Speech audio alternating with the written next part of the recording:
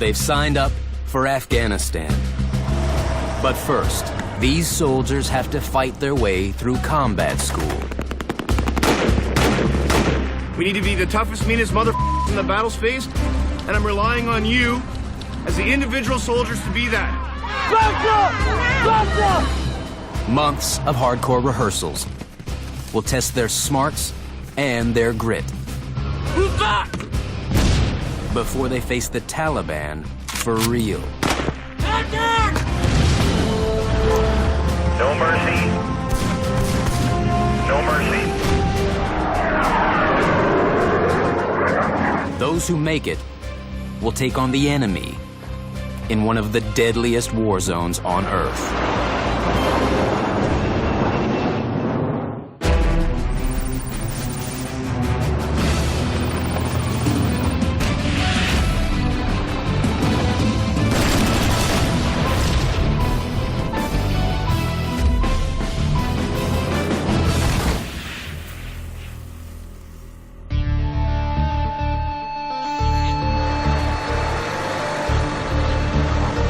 Good morning, Afghanistan.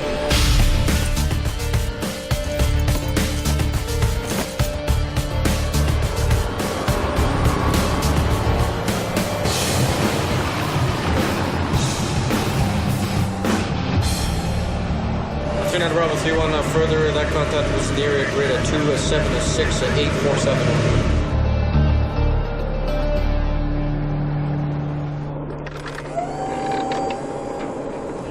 This is what danger looks like. All right, Bravo, let's scurry up there and keep in line with them.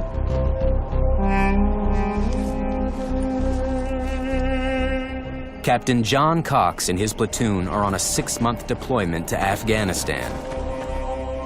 Just 3 weeks in, they're about to face their first real test as warriors. They edge along the perimeter of this remote Afghan village, trying to keep a low profile. They suspect this could be an enemy stronghold. Okay, what's gonna happen is we're gonna start pushing that way towards that contact. They're about 300 meters. Yep. Yeah. It's starting to warm up a bit. It's a sweat-wrenching 110 degrees. They're loaded down with almost half their weight in gear. And it's impossible to tell who is friend and who is out to kill you. How come people in movies always make this look so easy? Cox and his men are following in the footsteps of thousands of troops sent to Afghanistan since 2003. Members of an international coalition. The mission: Okay, go. Go. defeat the insurgents and win the confidence of Afghan citizens without getting killed in the process. Many before them have.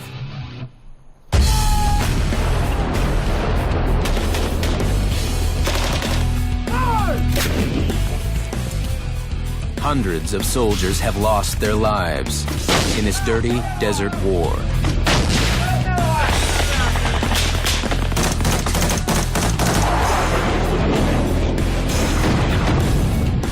The enemy has the home court advantage.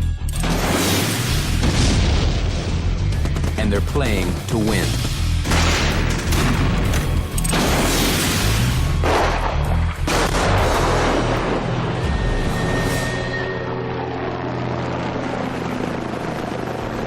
And now, the soldiers of one platoon Mike Company must play to survive.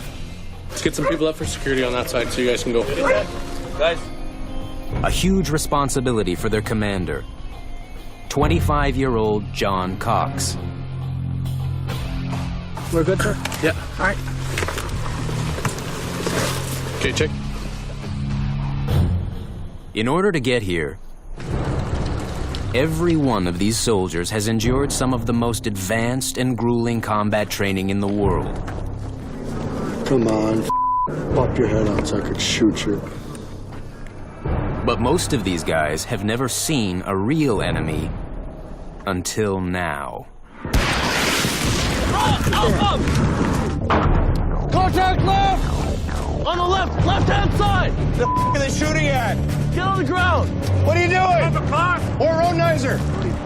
John. What do you got over there? What do you got? 9 months earlier, at their home base, the soldiers of Mike Company are introduced to the hard truths of battle.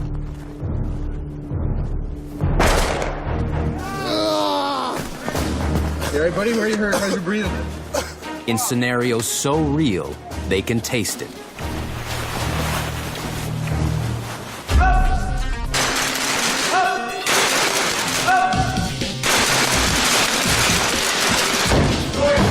This is where warriors are made. Get in there, get in, you gotta fight your way in. Warrant Officer Bruce Rodenizer, the platoon's second in command, has seen war on 3 continents. Tours of duty in Cyprus and Somalia, then Afghanistan in 2003. He knows the grim facts of combat. Even if we do the right job, we're gonna lose men. If I can minimize those casualties, I will be happy.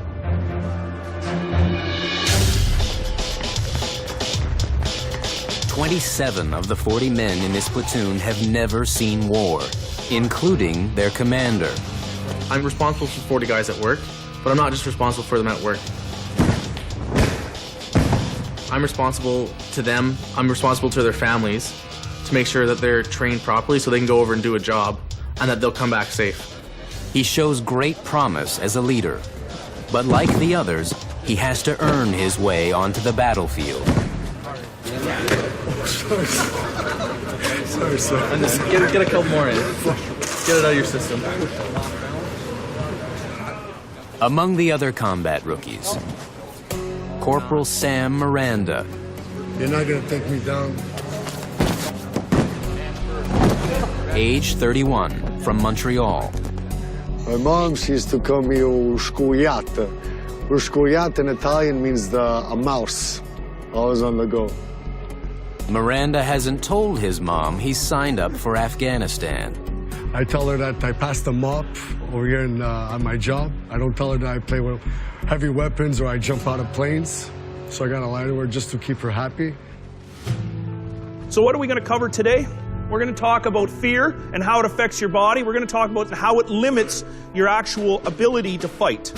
There's going to be a point that if you don't think about killing now and creating your bulletproof mind, then you're going to be thinking over there, and that can cause a lot of problems. A new kind of classroom for a guy fresh out of university. Corporal Derek Pinozzo, age 23, majored in biophysics. He's traded in his textbooks for a combat rifle. It's kind of scary when you think about it, but it's your job, right? I volunteered to do this. I'm not being forced to go to Afghanistan. Pinozzo and his comrades are learning ahead of time what previous generations found out the hard way on the battlefield. When you have a huge stress stimulus and you have something like combat, you may shit your pants. You may piss yourself. What do you need to do? You need to keep on fighting, because the threat that caused this reaction is still there. And if you don't kill it, then what you're going to be is dead with diarrhea running down your pants. The next few weeks will humble the men of one platoon. They've already spent months training with their light armored vehicles. Learning to maneuver the 16-ton monster is one thing, but knowing how to maximize its firepower in a real war is a whole new learning curve. Everyone is under the microscope. That objective area is live. There's enemy in there. We know they're there. We need to engage the gate. We need to engage the berm. We need to engage into the grape field. Cox's boss, Major Cale Oberworth, commander of Mike Company. When we're ready to dismount, the cannons have got to start firing. And that suppressive fire is what's going to make it possible for us to dismount in safety. These soldiers are dearly important to me, and their lives are the most valuable thing that I'm responsible for. A man of action and a born leader. Served in Bosnia, Africa, and Afghanistan. His next mission will be his first as company commander. So he's in training too, to prove he's ready to lead his soldiers into battle. I take that responsibility very seriously. It is what I think about first thing when I wake up in the morning. It's the last thing I think about before I go to bed at night. A commander rests easier when his soldiers are well equipped and well trained. But a lot of these guys are as green as their uniforms. Oh, Bravo, get out! Their first battle with live ammo will soon prove it's a good thing they aren't going to war tomorrow.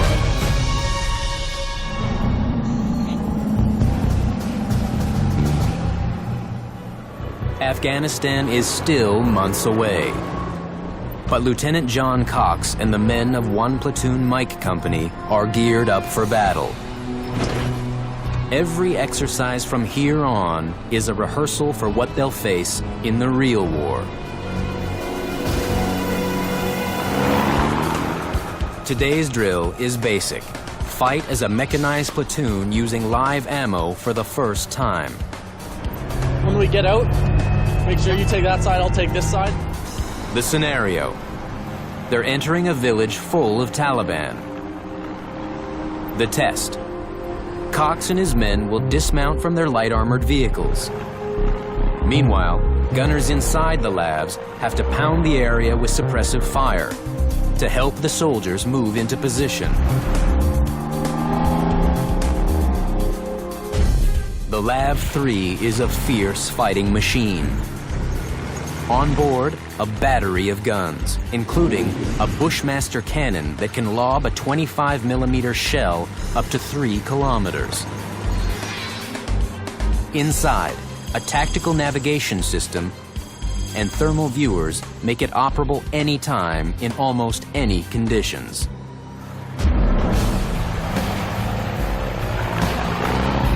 Oh, Bravo, get out! Spread out! Get going!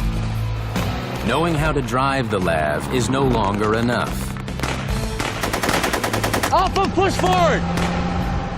Now it's about using all that firepower to protect the dismounted soldiers and intimidate the enemy.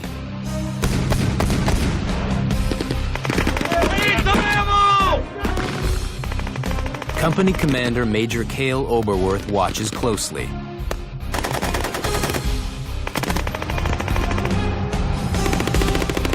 Only one of the 4 LAV gunners is using his Bushmaster cannon as if he means it. As for the rest, a fail. The point of the exercise whizzed right over their heads. Cannon's got to be down. Cannon's got to be slewing. Gunners, you have a job. Your job is to protect that crew. How do you do that? By finding the enemy before he finds you and destroying him. In the coming days, they'll tackle these elementary drills again until they get it right. Stand down! Hey!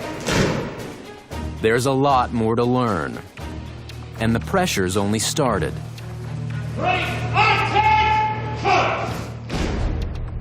Understanding how to destroy the enemy also means learning how to fight on his turf. A northern winter can't replicate the heat and dust of Afghanistan.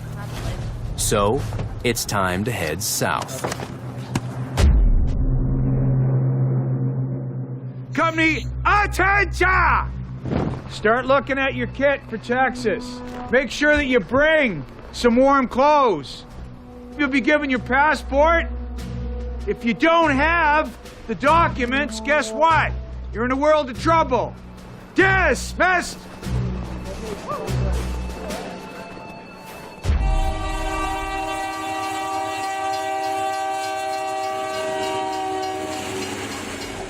"500 vehicles and thousands of parts are on their way to Fort Bliss, the largest Army training area in the United States. The big war games are about to begin.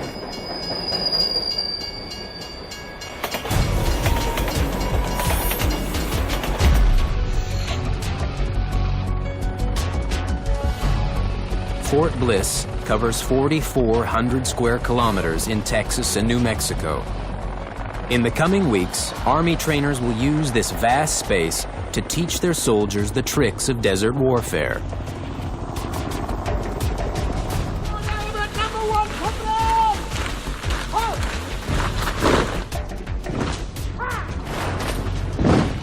If you look around, this place, Texas, New Mexico, is eerily like it is over in Kandahar in Afghanistan.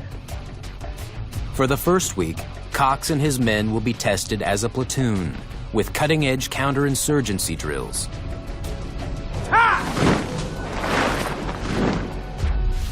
Then training will escalate into more complex scenarios with a larger battle group. It's awesome to finally get here. We've been looking forward to this for a good 6-7 months now, looking forward to coming to Fort Bliss. Corporal Evan Sopp, the platoon's youngest soldier. I am expecting a lot of good surprises. I'm expecting them to actually stand us to, you know, wake us up real early in the morning, tell us we got to go somewhere real quick and we got to capture this guy, and expect us to move like really, really quickly. I told my mom I'm over here in Texas. They're just hanging out with the Americans. She worries too much. So the less she knows, the better it is. John Cox recently received his own family surprise. We found out just before we left that we're having a boy.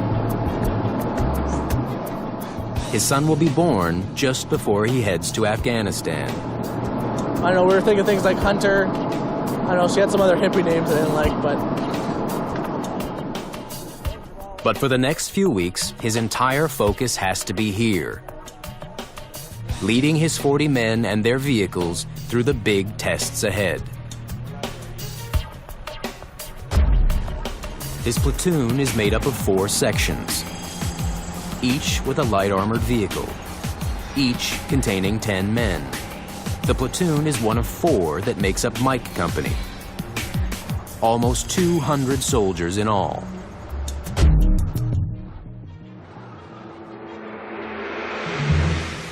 Mike Company's boss is ready to roll. Say again, the mission, drive from here to here along this route.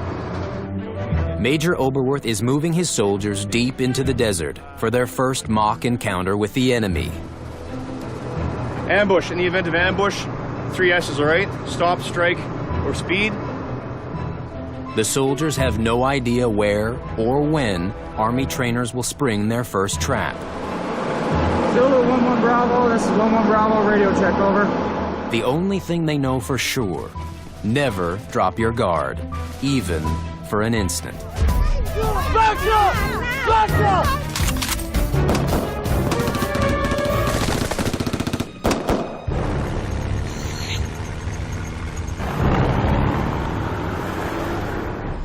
Lieutenant John Cox and the soldiers of 1 Platoon Mike Company are heading into the unknown. Somewhere up ahead, Army trainers are plotting a killer of a test course. But first, a refresher drill. Major Oberworth is looking for defensive smarts. Hey, stop here! As the men of 1 Platoon dismount from their light armored vehicles. All call signs 1-1, dismount, dismount, dismount. As soon as the ramp drops, Go. these guys become a sniper's dream and prime targets for improvised explosive devices, IEDs, the Taliban's favorite weapon. We're good here. Okay. The drill. Check under the lav. Search all the way around it and do a wider sweep. Oberworth needs to see some serious hustle. Evidence that these guys are playing for real. Problem is, they're looking way too casual. And they aren't sweeping out far enough. Come on up, boys. Oberworth is steamed. Bull. All right.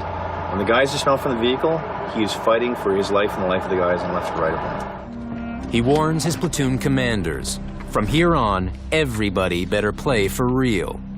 Okay, your soldiers, when they leave that vehicle, have got to be switched on. And I don't want to see this, oh, we're going through another iteration, that kind of, I feel sorry for myself attitude. You're going to die. And the people that you love and care about, guys on left and right of you, are going to die. And that will not be acceptable, okay? And I will embarrass people.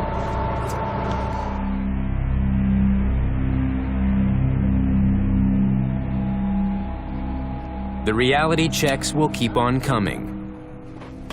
Now the soldiers have to dig in for a bone-chilling night in a desert sleeping hole.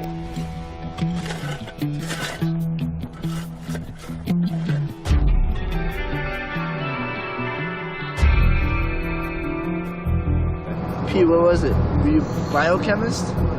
Biophysics. Biophysics. He was in school for biophysics. What are you doing here? I haven't graduated yet. But still, man. You know what I was doing? He was in high school 6 months ago.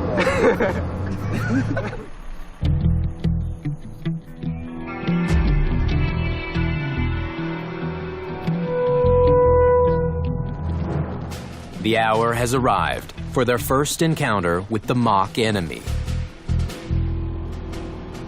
You're going to get hit out there. Okay, you're going to hit by IEDs, there's going to be ambushes, there's going to be a whole bunch of things that's going to happen. When it happens, you see a guy with a weapon, he's hiding, he's set up, you've just gone through an IED, okay, that's the enemy. That's Taliban. And if he's got a weapon, he's pointing at you, you can shoot him. Today's first scenario. The platoon has been ordered to escort an Afghan dignitary through hostile Taliban territory. Lieutenant Cox will protect the VIP in the middle of his convoy.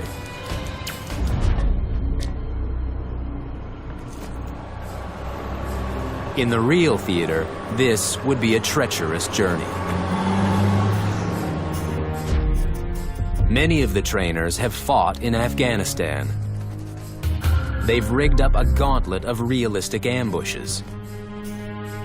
Role players outfitted with AK-47s and a mock suicide bomber. So what you want to do is you're going to keep it concealed as much as you can, get it close enough to the your target as possible, and then detonate. So open it up. Open it up and let it go. Let it go. Good luck. Actors have been coached to play Afghan villagers. Okay, so what's gonna happen is two guys are gonna go right to the front corners of the vehicle, and they're gonna start searching off on 45-degree angles. Sergeant Jamie Lewis, one of the platoon's Afghanistan veterans, reminds the rookies why proper dismounts can mean the difference between life and death. Everything needs to be checked. There could be guys hiding behind these berms. There could be a big bomb there or something. Who knows?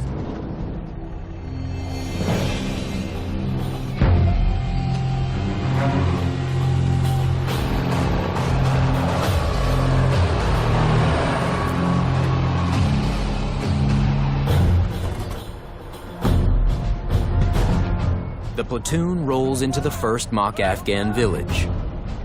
The challenge: figure out quickly if the locals are friendly or hostile. But the trainers create a diversion. Charlie, 1-1, stop. The official vehicle seems like it's broken down. A couple of soldiers scramble to fix the politician's stalled vehicle. I got a driver here who's a pretty good mechanic. Want me to have him have a look at it? You'd like? All right. Validate. Lieutenant Cox orders his men to keep curious villagers at a safe distance. I want all these civilians pushed out of the cordon. Push them back. Corporal Evan Sopp, the platoon's youngest soldier, is pumped for action. Back up! Back up! And he makes a classic rookie mistake. Stop! He loses his cool with the civilians, and these villagers are calm compared to what's waiting down the road. Contact left side, ambush, over.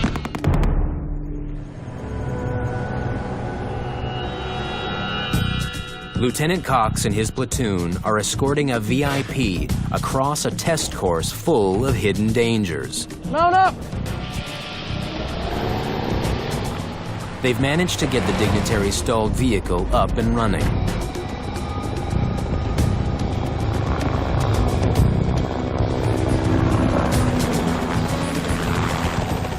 They close in on the next village. Cox orders his men to dismount and proceed on foot. He wants us to proceed dismounted? Yes. Okay. Slowly, nice and slow, okay? You gotta keep up with us. One of the platoon's experienced sergeants questions the order of his young commander. Outside their vehicle, his men are exposed and vulnerable. Keep your eyes on your front. Okay, check your arms. Nice and slow! They've just spotted someone suspicious up ahead in the village. Beware! There's one person hiding behind it. Keep taking out. 1-1 Bravo, 1-1 Alpha, I want you to cordon off that area. We'll move up now. The platoon's lead vehicle edges forward right into the village. Nice and slow, Burden! That's when a trainer steps forward to throw the platoon its next challenge. Just been involved in a car accident? You caused it? The scenario. Cox's men have caused an accident with a local vehicle. 2 civilians have been injured. We just encountered a vehicle accident within the village. We're going in to assess the casualties now. Sergeant Mike Dwyer, another Afghanistan veteran. He knows what can happen in this situation. Martin, get some high ground there. He sends one of the machine gunners to high ground, where he has the best chance to spot and suppress the enemy. Private Dan Martin, age 25. My job is to just keep the heads down and hopefully while I'm doing that take a couple guys out as well. So. Martin stands bolt upright. Easy pickings for an enemy sniper.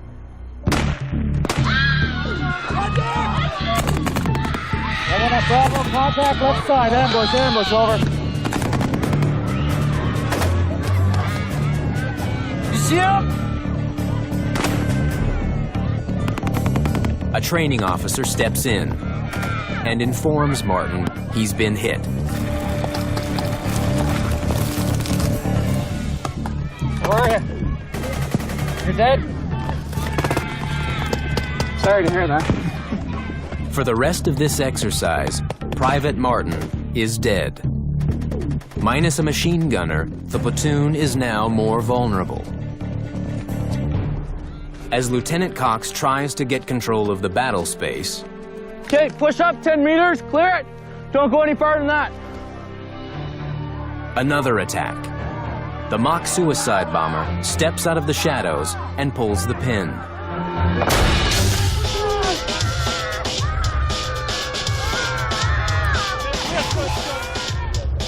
A trainer hands out casualty cards, telling 3 soldiers they've been injured. Get me Charlie up here! Cox orders his men to control the civilians. Okay, get them, push them back. We'll deal with these casualties. Please back! Push back! Warrant Rodenizer is one of the guys hurt by the suicide bomb, but he's busy trying to save the other 2 more seriously injured soldiers. What do you got? Okay, I got one serious arterial bleeder. I put a tourniquet on him right now. I got a shrapnel to the right side, serious bleeder. I just put a pressure drainage on him. Myself, calf wound. I put a pressure damage on me. I'm a walking wounded right now. Okay. As the rookie soldiers try to control the unruly locals, the civilians raise the pressure, convincingly. Corporal Derek Pinozzo seems unsure of how to deal with them. With no translator, the situation boils up. I'm back! More! And Corporal Evan Sopp loses his cool. Again. Back up! Hey! Hey! Back up! Back up! Major Oberworth is not impressed. The trainers call end X, end of exercise. Okay, fellas, take those weapons, make them safe, okay? Now, the after-action review. First up, Lieutenant Cox. A trainer asks him to explain why he sent his men into the village on foot. What did push you to do so? Just to make sure that's secure as we're going through, because it is a village, so there's things that we're not going to be seeing once we're in the lab. So we got a section out to clear the route up. What is a downside of doing that? You take your guys out of their armor and leave them exposed to fire. Turns out, in this case, Cox did not make the wrong decision. His soldiers had less protection on foot, but they had a better chance of spotting the enemy. Next point. If you are dismounted, always take proper cover. Private Martin didn't, and paid the price.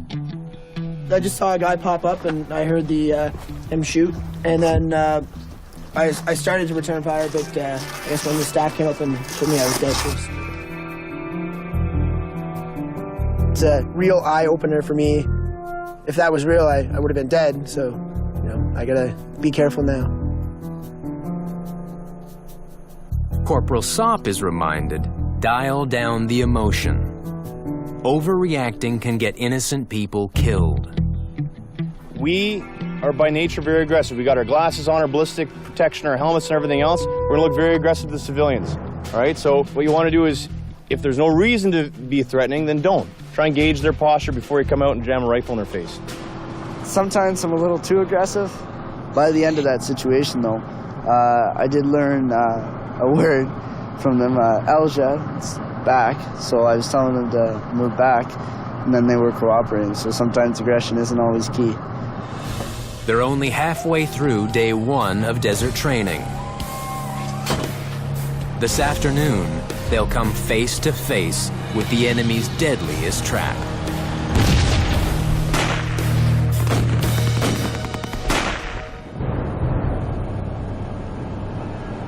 It's been an action-packed morning for the soldiers of Lieutenant Cox's platoon.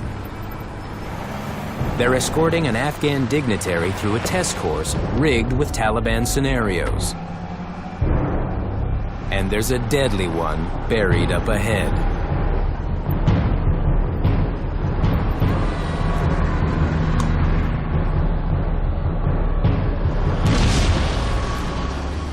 One of the platoon's light armored vehicles sets off a mock roadside bomb. This is 1-1, contact ID, wait out. Hidden snipers open fire. All call signs, 1-1, punch through, punch through, punch through. 1-3 Charlie.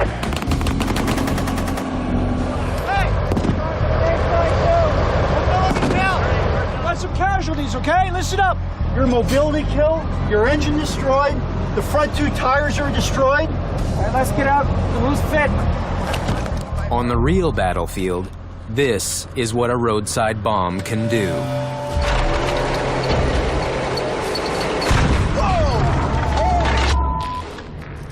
Improvised explosive devices, IEDs, are the Taliban's weapon of choice. They've already killed dozens of Canadian soldiers in Afghanistan.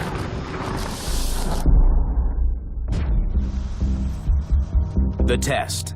How well will the platoon handle the chaos and stress of an IED attack? One soldier has a life-threatening chest injury.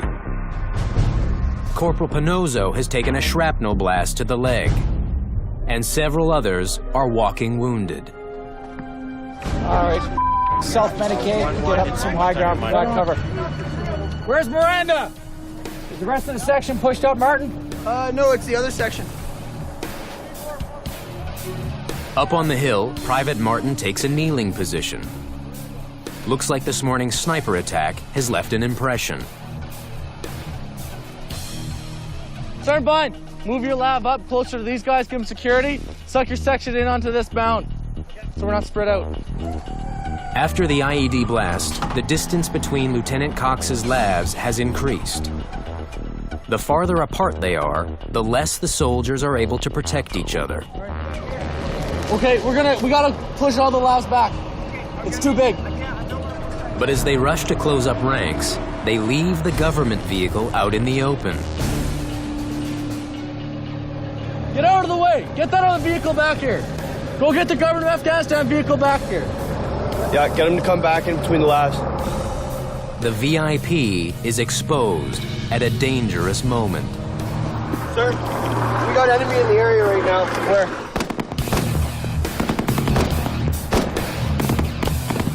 A couple of 100 meters away, an enemy sniper takes a fatal bullet.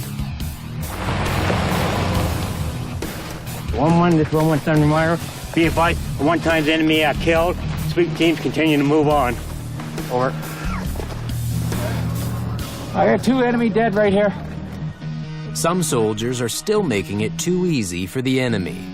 Up on the hill, Private Martin is standing tall, again.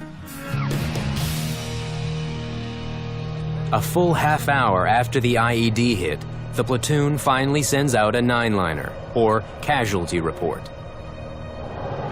The chopper's coming in 10 minutes. We're gonna fly you out to a hospital. This might be too late if the injuries were real. 1, 2, and 3. This test is over. Privately, Lieutenant Cox is told that he's done well this afternoon. But what do they leave out there? The VIP. But the mission is still to move the VIP from point A to point B, right? So don't leave them hanging because we took casualties. not everyone will get away with a slap on the wrist today. Sergeant Major Kevin Donovan gathers the platoon sergeants and tells it like it is. You got to direct these guys. And you know what? Sense of urgency. Rounds are coming down, and guys are walking. The troops still aren't playing for real. It's the responsibility of the combat veterans to change that. You're there to say, get your ass over there. That's your job, right? That's your job to grip guys like that, so like that doesn't happen. First things first, okay? What's the mission here? To escort the VIP and protect the VIP and vehicle. Who was the lead vehicle initially? Again, was it you? Okay, where did the VIP end up? Out in the open. Outside the cordon, right? Okay, so you know you got soup going on all around you. You can't forget your main effort, the main reason you're here. All right, guys, whoever's closest to that VIP, grab him by the face and put him inside your cordon. Major Oberworth is losing patience with the soldiers who keep forgetting the basics, like taking cover. Martin, where are you? Funny, I can't see you. I saw you the whole last two iterations. Stand on top of everything that's tall. Who's your fire team partner? There's Muse, sir. First Muse, if he ever stands on top of a knoll again, you shoot him yourself. Twice in a row you sit on a knoll like that. You died the first time. I'm not putting you in a body bag in Afghanistan. You got it? Sir. Get the proper firing position. Do it properly every time. Never again. You're going to get yourself killed. Tough talk, but they haven't seen anything yet. All right, let's go. Not up. In their next drill, they'll be firing real bullets. And the boss's tolerance for error will be zero. You guys are not performing as well as everyone else. Who here wants to die? Lieutenant Cox and his men have trained in the desert for less than a week. And already they're feeling the effects.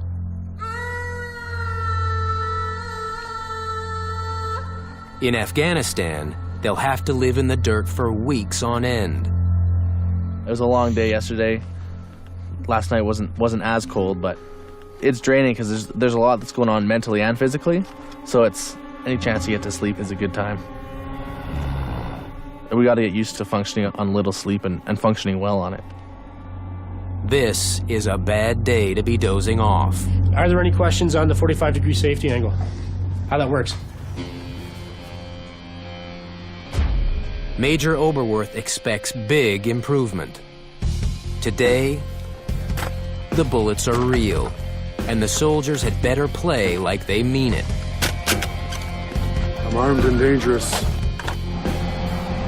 The mission: escort a medical vehicle along a 13-kilometer route through mock Afghan villages.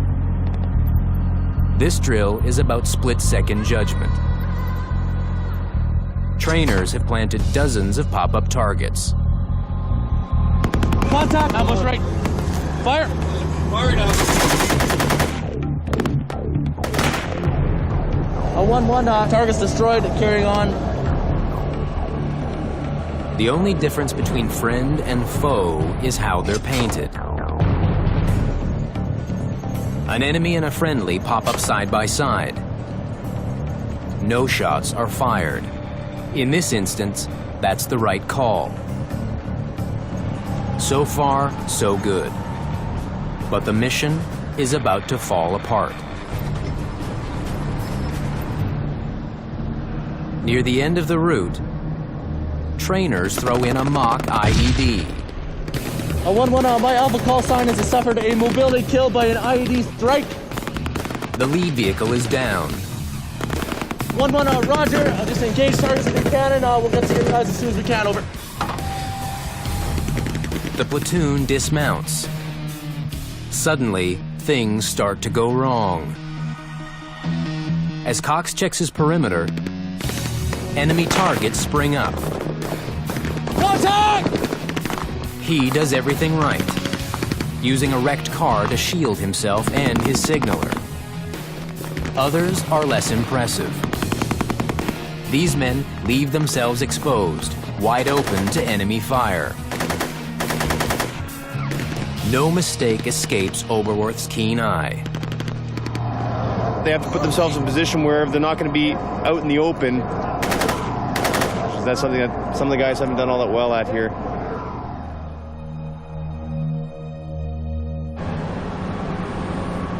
Rolling back to base, Oberworth knows it's time to read one platoon the riot act.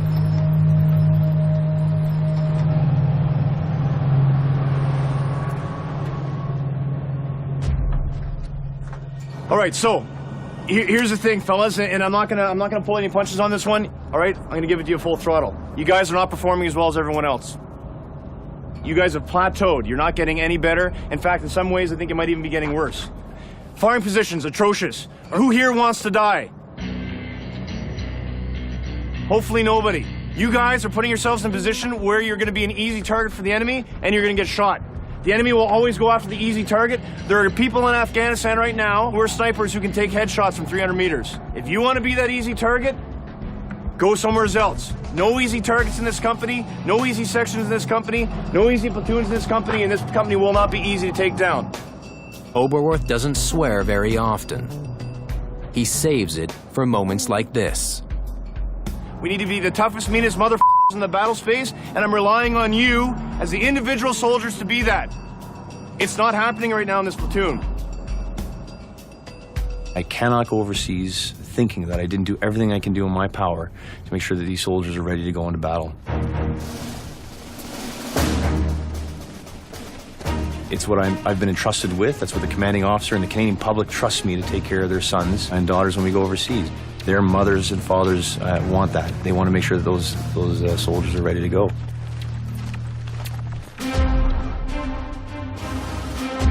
From here, it gets tougher. In week 2 of desert training, it's all-out war.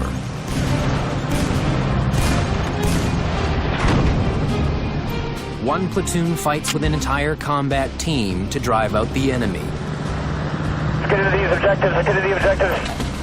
Get out of the vehicle, get on the ground. A test of nerve and strategy. Bravo, Charlie, move to Charlie 2. Bro, Alpha, I'll move up. And far more chances for deadly mistakes.